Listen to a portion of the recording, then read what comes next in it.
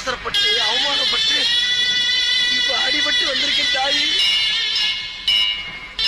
நான் ஒரு பைத்தியக்காரம்மா. உன் முன்னாடி ஒரு கோட்டை போட்டு என் வாழ்க்கையே கோட்டை விட்டுட்டனே. ஆத்தா, செத்தாலும் உன் காலடியில சாகணும் தாத்தா வந்திருக்கு.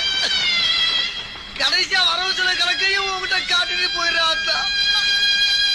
ஆத்தா, இந்த முறை நிறைய வரவு ஆத்தா, நிறைய வரவு.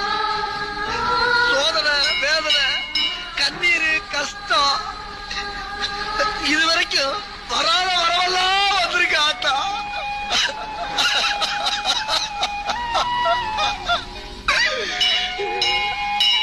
செலவு கணக்கு கேளு ஆத்தா.